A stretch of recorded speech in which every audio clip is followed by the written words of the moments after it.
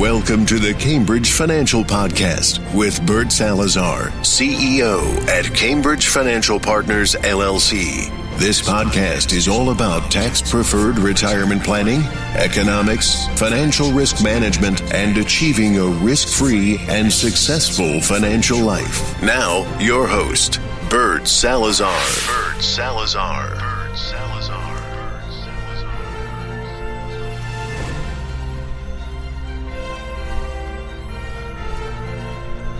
Hey, hello everyone. My name is Bert Salazar and I'm your host for the Bert Salazar Retirement Show. One disclaimer I want to use is I just had oral surgery a couple of days ago, so I'm still a little sore, so I may be speaking with a little bit of a lisp, so just forgive me about that. But this is, I'm excited to be here with all of you. This is episode 142. I'm so excited about that because we keep doing this every single week.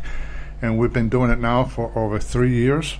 And the name of this episode is The Financial Abyss is Closer Than You Think. You know, one of the things that I try to do with all of you here on my podcast and all my listeners is that I want to make certain that I can protect you from anything that may be happening in the future when it comes to your retirement, to your financial life, and to your money management capabilities, investments, and risk that you're taking along those lines. So I'm always going to be bringing issues and concerns for you to be aware of, because at the end of the day, if you know what may be happening down the line, then you can protect yourself and your family accordingly along those lines. So I always recommend to my clients as we discuss this, and by the way, this is if 2020 taught us everything, and I know we're in January of 2021 as I'm doing this podcast for all of you, but if 2020 taught us anything, was that tomorrow is promised to no one, and you can never forecast a financial outcome. So those two are very critical. Tomorrow is promised to no one, and you can never forecast a financial outcome. So understanding those two things critically will make you think outside of the box, and will start hopefully getting you to start making better decisions from a risk management perspective. So what I'd like to do today, in having a discussion regarding the financial abyss being closer than you think, I want to kind of walk you through the thinking outside of the box approach. And then I want to start touching about macroeconomic forces for 2021 and beyond that we have no control over. You have no control. I have no control. These are the things, the outside forces that's impacting each and every one of us every day. And I'm going to walk you through all of those. And then by the same token, I'm going to shift gears and go, instead of macroeconomic forces, I'll be discussing microeconomic forces for 2021 and beyond. So let's get started so we can cover this in time for you to continue your life as you see it today. And I'm hoping that all of you are doing well, and that you're safe, and that you're taking care of your families, because this pandemic is not over. It's actually getting worse in many states that I look at every day. So it's important to stay safe and healthy along those lines. So one of the main recommendations that I make to my clients on an ongoing basis is that it's always very important to think outside of the box. One of the first things I want to talk to you about is, leading your target for a good shot. When I was in the Marine Corps many years ago, obviously all Marines are riflemen, so, that's where I learned how to shoot. And you got to shoot both with small arm weapons, and obviously with the M16, which is the rifle that we were using back then. And everything is fine when you're shooting at a fixed target, and we would do that often, and I was one of the better shots in my battalion. And then when I went into law enforcement after I got out of the Marine Corps, I was a distinguished expert for the City of Miami Police Department, in which I spent almost 12 years of my life. So I spent between military and law enforcement about 15 years of my life, and that was in another world, in another career altogether, because I've been a retirement strategist and a tax planner for the last 30 years. But leading your target for a good shot is very, very important when you're trying to shoot at a moving target. See, if you want to shoot at a moving target and you want to aim where the target is at, by the time you fire that weapon, depending on the distance, depending on the wind velocity and the Kentucky windage, that target is no longer going to be there, so you're going to miss. So you have to be able to anticipate. You have to be able to anticipate where the target is going to be. And then in the very beginning, it becomes quite challenging, especially if you're shooting at 200 yards, 300 yards, or 500 yards, because you have to measure distance. You also have to measure wind velocity and round velocity as well. But the more you do it, the better you become at it. And Wayne Gretzky, by the way, always used to say that, what made him a little bit better than most hockey players was not necessarily that he was better, although I'm sure he was. He's in the Hall of Fame, but that he had the keen ability to anticipate where the puck was going to be, because everybody else was chasing the puck, and he had a keen ability to anticipate where the puck was going to be, and he would try to get there a split second before the puck did, and then he could make his play. So the same thing that he used in hockey was the same type of thing that I used in the Marine Corps as a rifleman and as an infantryman. Now, how do we apply these techniques to your financial world? And this is what I'm about to get into right now. So let's have a discussion about the macro economic forces for 2021 and beyond. And I apologize, I got to be drinking water every couple of minutes to make certain that I can speak well to all of you with my lisp based on the oral surgery. But number one, COVID-19's impact on the U.S. economy and small businesses is not well known yet. And the reason for that is that you're going to start to see this in 2021. Unemployment, at least in the last quarter, went up again. We have no idea what's going to happen in the first or second quarter. Now, hopefully the vaccine is going to help, but still many companies and many small businesses are going to go out of business altogether, and many of them have already gone out of business, never to reopen again. So unemployment, bankruptcies, obviously, a lot of Americans are now filing for bankruptcies because of the fact that they've been unemployed, they have not been able to earn a living, and so forth. And that's going to continue on for, I would argue, the next 2 to 3 years. And then last but not least, foreclosures. So in the very beginning, your banking institution was able to work with you, but as time goes on, they're not going to be able to work with you. So that means that more and more Americans are going to be filing foreclosures, and that's going to have a negative impact on the market. So when you start thinking about unemployment, bankruptcies, and foreclosures, not only is that going to have an impact on the real estate market, but that's also going to have a negative impact on the stock market and your retirement accounts as well. So those are the macroeconomic forces that you have no control over. Now, another big issue that we need to address, and before I address this issue, I want to use a disclaimer. I am not a Republican. I am not a Democrat. I'm a libertarian. And I look at my clients from an economic perspective. So whatever I tell you, whether it's about the Republicans or the Democrats, has nothing to do with my political affiliation. It only has to do from an economic standpoint. And both parties are guilty of many, many things that we're going to be talking about, but it was important for me to use this disclaimer with all of you. Now, the Joe Biden administration, which is going to take over in the next few days, has full control of Congress, although there are small margins in the House, and there's also very small margins, so they're actually tied in the Senate, except for the VP, Kamala Harris, which would be the ultimate decision maker. But nevertheless, the Biden administration controls the White House, they control the Senate, and they control the House. So that means that they have a tremendous amount of power for themselves if they want to implement many of the policies that we'll discuss in the next few minutes. Now, I would argue that the Biden administration can do lots of good, but they can also do lots of bad. And those are things that we got to pay attention to. Again, we have no control over that. Now we can control that in a couple of years when we go back to the voting booth, but at this point in time, we have no control over that. Now, if you go into the Joe Biden website and you start reading through the website, as I have done now for the last 4 or 5 months, you're going to notice that there's a lot of things in that website that are pretty scary from a business and from a corporate standpoint. Number one, tax increases and forecast.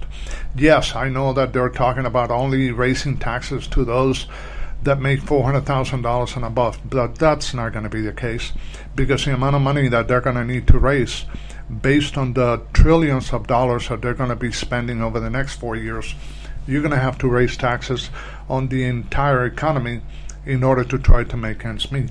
So that means that your personal income taxes are going to go high, or are going to be higher than what they are today. And also corporate taxes are more than likely going to go from 21% to 28%. Now, what happens is when you start raising corporate taxes, a couple of things happen. Corporations start moving their jobs outside the United States because they can get more leverage, they can get a better deal. And number two, it creates an automatic inflation. Not just an automatic inflation, but an automatic tax inflation. Because a lot of these corporations are going to pay that additional tax. What they're going to do is they're going to add that tax to the products and services that they sell, and then we, the consumers, are going to end up paying the bill anyways along those lines. So, be careful what you wish for, because if you think that corporations should pay more in taxes, well, guess what's going to happen to the goods and services that you're going to use in the future. So that's something to pay attention to. Now, the TCJA, which is the Tax Cuts and Jobs Act, that was put in place January 1 of 2018 by President Trump. That TCJA is actually in jeopardy for most Americans at this point in time. Now, according to Joe Biden, he wants to get rid of it and get rid of it right away. Now, it's gonna require a decision from Congress to be able to do that, but they control both sides of the House and the Senate, so it's going to be much easier for them to do that. Also remember that the Tax Cuts and Jobs Act increased the standard deduction for the vast majority of Americans, and also increased the tax bracket. So actually reduced the tax bracket, so you were able to get a bigger tax break along those lines. So for many Americans, that's going to mean an automatic increase in your taxes. So you got to be careful along those lines. Now, there's a lot of discussions now regarding the Green New Deal and the impact that that's going to have on debt and borrowing. We're looking at $10 trillion over the next 10 years or something like that. That's an enormous amount of money. People have totally lost focus, and they have no idea what $1 trillion means. I mean, we're 28 trillion now, pushing 28 trillion on our national debt. Where do you think we're going to be 4 years from now, and who's going to pay for that?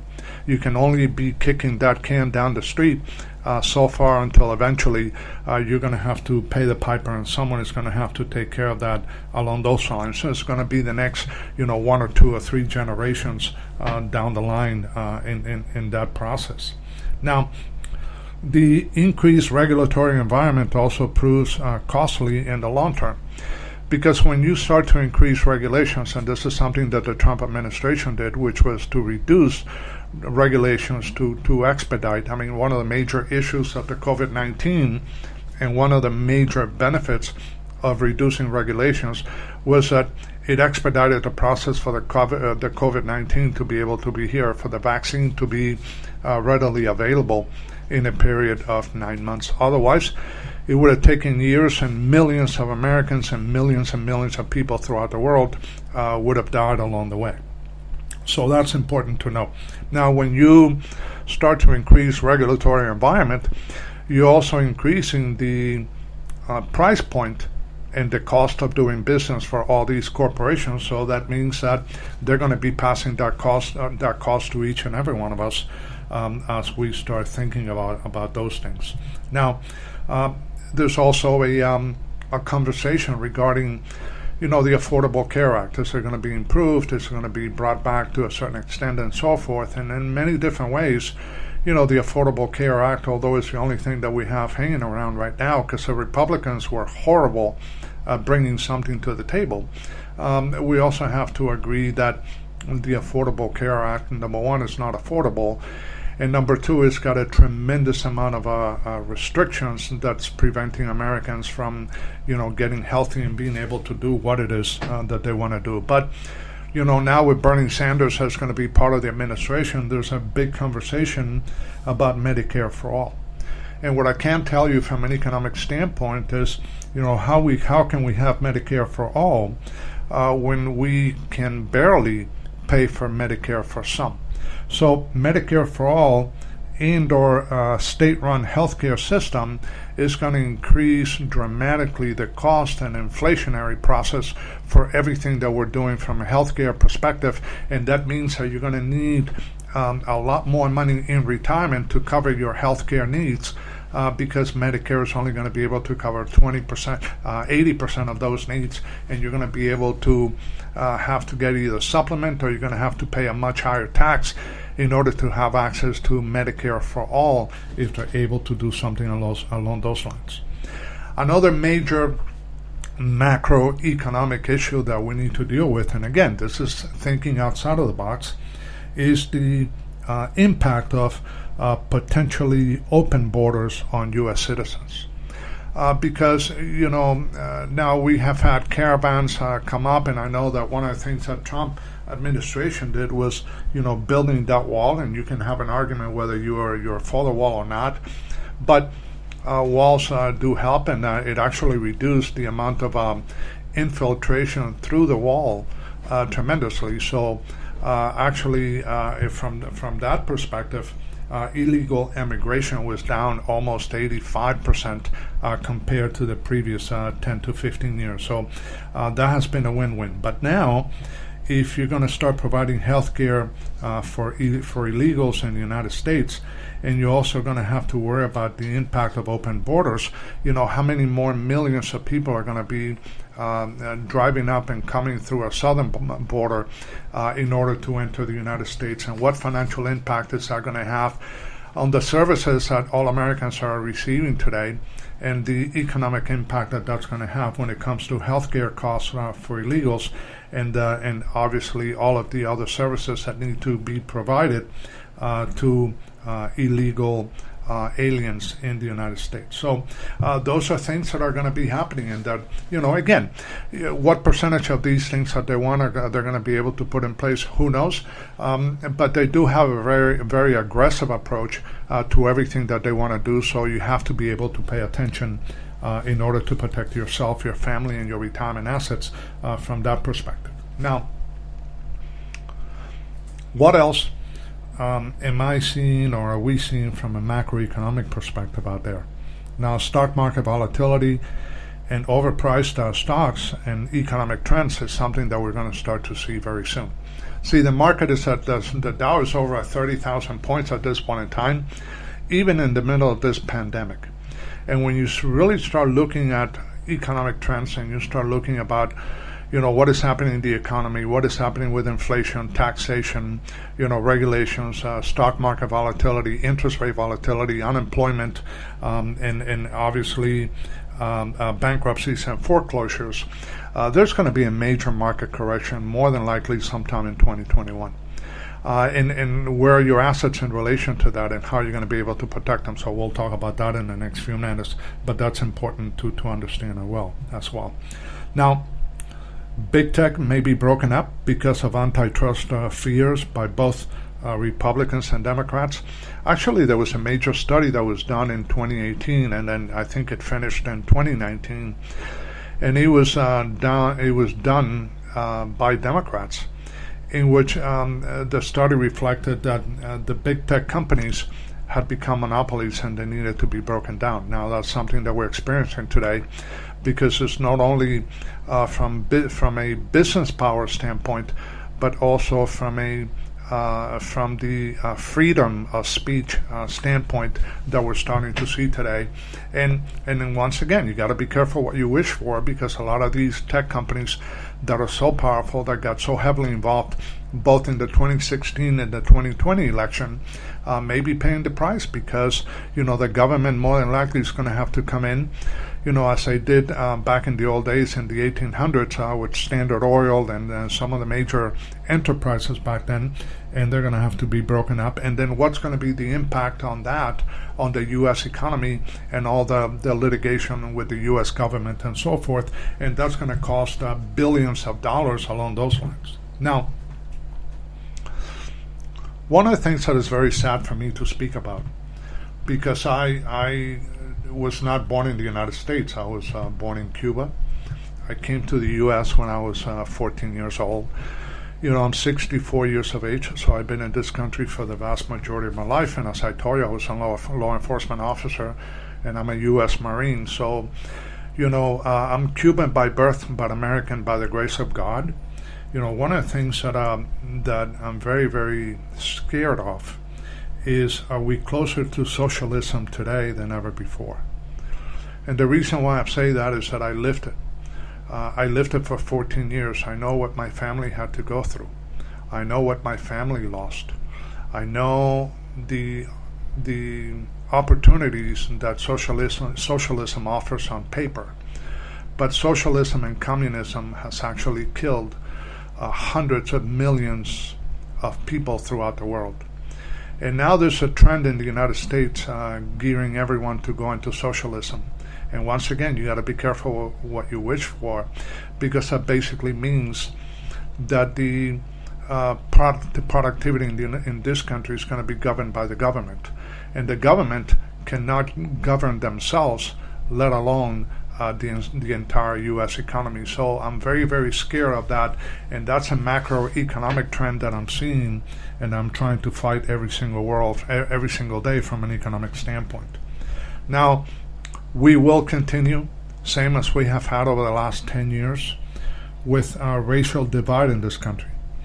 Riots, insurrection, domestic and international terrorism, all of these things are going to have a negative impact on your retirement assets, your family, your business, and so forth. So these are the macroeconomic things that most Americans are living through it today, but we're not really paying attention to, and that's something that I specialize in doing, because I don't like surprises, not even the good ones. And then the last one is potential new wars. Now, President Trump, in many different ways, has been the only president in the last, 4 decades, 4 or 5 decades, that did not start a war. Every other president before has started a war. So one of the issues with starting new wars is that certain people and certain companies benefit greatly. So there was an old saying when I was in college many years ago that wars were good for the economy. Well, it depends on what side of the economy you are, or what side of the economic ledger you find yourself in, because otherwise it could be quite costly to you and your family. So now that we've talked a little bit about the macroeconomic forces that are impacting our country and our way of life, and the impact that that's going to have not only in 2021, but for several years to come, and many, perhaps even many years to come, let's go ahead and shift our gears to microeconomic forces for 2021 and beyond. And I did a podcast last week, talking about 2021 financial resolutions. And I kind of talked a little bit about some of the things that I think each and every one of us, each and every one of you, should be doing as a financial resolution for the long term, especially if you only think about the outcome and not the goals and objectives, because one of the main reasons why financial resolutions and personal resolutions fail is that most people just think of it from a goals and objectives. So you got to start with the end in mind and the end in sight. So if you start putting those resolutions down as an outcome as opposed to a goal and an objective, you're going to get further down the line than you would otherwise. So my question to all of you right now, from a microeconomic perspective, especially after listening to, let me get a little bit of water, after listening to me for the past 142 podcasts, and the many videos and webinars that I do online for all of you, how strong is your financial moat? You know that back in medieval times, and I've done podcasts on this, back in medieval times there were no banks.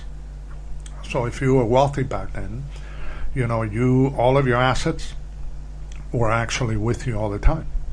So it's not like here where you have paper assets that you could have on the internet and you can have with a financial institution. There were no financial institution in medieval times.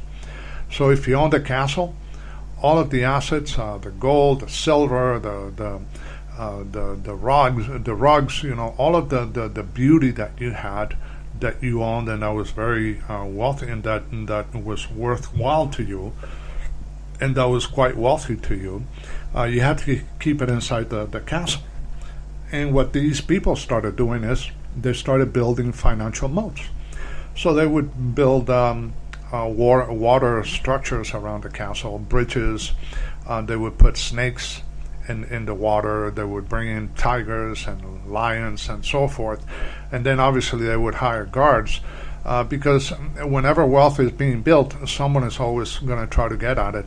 And this is something that will be happening in the next couple of years, especially with taxes and so forth. Someone is always going to try to get at your wealth unless you do something along those lines. So my question to all of you is how strong is your financial moat? What are some of the risk management tools that you have placed around your castle in order to prevent it from being taken away by invaders that are going to be coming at you, not only from the government, but also financial institutions and governmental entities along those lines? Now, another question that you should be asking yourselves is, what is your current marginal tax rate? It's a difference between your marginal tax rate and your effective tax rate. And then the question is, what can it be improved? Take a look when you do your taxes. You're going to start doing your taxes now, looking at your taxes. Now in April, you're going to have to pay your taxes. You don't do any tax planning in April. You have to do tax planning before that. So you have to take a look at what your marginal tax rate, your effective tax rate, and can you improve it? Because every single percentage point that you can improve on your tax rate, that means more money in your pocket, more money for you, for your family, for your retirement life, for you to be able to live comfortably. That way you don't have to give that money to anyone else or any financial institution from that perspective. What is your current asset allocation? So if you have your money invested in your retirement accounts, and now you've heard me talk about unemployment, bankruptcies, foreclosures, taxes, regulations, stock market volatility, interest rate volatility, propensity to consume, and so forth. What is your current asset allocation? What if we have a market crash in the next 6 months or the next 12 months? And that's going to last, let's say, 2 to 3 years. And now you're in retirement. What impact is that going to have to you and your family? You're probably never going to be able to recover from something along those lines. Now, not only should you be careful with your current asset allocation and do something along those lines, but also, what is your tax asset allocation? You know that you've heard me say this 1,000 times. You have 3 tax buckets. You have the taxable, the tax deferred, and the tax-free bucket. What percentage of your assets are in the taxable and tax-deferred bucket as opposed to a tax-free bucket? And what are you going to do about that in 2021? Because there's a very high probability, if not certainty, that taxes are going to be much, much higher in the future than they are today for you and your family. So understanding your tax asset allocation and how to remedy that is going to be critical for you and your family. Another big question is, how close are you to retirement? And remember, all these things that I'm talking about are from a microeconomic standpoint, which means that there is something that you can do about it. So you can't control the macro, but you can control the micro. And that's why I always tell my clients that you have to stop looking at your financial decisions through a microscope and start looking at them through a telescope, because the views are totally different and they're going to be very important for you and your family. So, how close are you to retirement? Are you in the retirement kill zone? And my definition of retirement kill zone is those of you that happen to be, somewhere in the middle. you're actually 5 years preceding retirement or 5 years post-retirement. So always remember that the kill zone in retirement, because any financial mistakes that you make in the 5 years preceding retirement and then the first 5 years post-retirement, that 10-year window, that's going to be very, very critical for you and your family, because if you make financial mistakes along those lines, you're more than likely never going to be able to recover, and then you and your family are going to be paying dearly for the rest of your lives. So are you in the retirement kill zone? Are you already in retirement? Are you 2 years away from retirement, 3 years, 4 years away from retirement? So you are definitely in the kill zone, and you have to be able to get out of that kill zone, and that you're able to protect your investments and your assets accordingly. Now, are your assets protected from risk and volatility? This is a major issue that all of us are going to have to deal with, because Americans are living a lot longer today than ever before. You know, whenever I do any type of retirement distribution planning or tax planning for my clients, I have to consider 3 decades in retirement. You know, if you retire at 65, you're going to have to go through my 3 decades of the go-go years, the slow-go years, and the no-go years. So I have to be able to plan for you being alive at the ripe old age of 95. Now, some of you may say, Bert, who wants to live to 95? Well, I can answer that very simply. All of those clients of mine that are currently 93 or 94. See, when you're 65, you don't think that far down the line, but when you're 93, 94, you definitely want to buy that additional year so you can stay alive on this earth. So, are your assets protected from risk and volatility? And what are some of the major risks that all of us are going to be facing, because we're going to be living longer than ever before? Well, longevity risk, withdrawal rate risk, sequencing of return risk, tax risk, and inflation risk. See, all of these things are going to have a negative impact on your family well-being if you haven't prepared for them. And this is micro. That means that you have all the opportunities in the world in order to do this, but many of you don't have the ability to really think through that from a business perspective. And then the last point I want to mention in this podcast is, you know, what percentage of your retirement assets provide guaranteed income for life to you and to your immediate family? So if I were to ask each and every retiree that I have in my client base, or any of you that are already in retirement and you're not a client of mine, but you happen to be part of my online community, and I thank you for that. If I were to ask you this simple question, hey John, in retirement, what percentage of your retirement income would you like to have guaranteed? If the answer to that question is not 100%, then there's something wrong with you and your financial perspectives. So now my question to you is, what percentage of your retirement assets are totally guaranteed, and your retirement income, most important, are totally guaranteed for your life and that of your immediate family, like your surviving spouse? If it's not at 100%, then you have a lot of work to do. So it's important, and that's why today, because we're starting now in 2021 and we've gone through hell in 2020 and back, it's always important for me to kind of give you the good, the bad, and the ugly, and hopefully help you to think outside of the box, and also understand what the macroeconomic forces are impacting you and your family and your money and your business every day. And that what happens is life gets in the way, so we become busy and we don't pay attention to those things until it is too late. And then I also wanted to share the microeconomic forces, because those are the ones that you can definitely do something about. So for those of you that may want to pick my brain, not only about this topic today, but about anything else that may be keeping you awake at night from a financial standpoint, please feel free to call me. You can reach out to me at area code 786-766-1042. You can also send me an email at Bert, B-E-R-T, at bertsalazar.com, B-E-R-T, salazar.com. And always remember that my goal for you and your family is to kind of help you change the way that you see things, because when you change the way that you see things, the things that you see change. So thanks very much for giving me a few minutes of your time, and I'll talk to you again next week. Take care.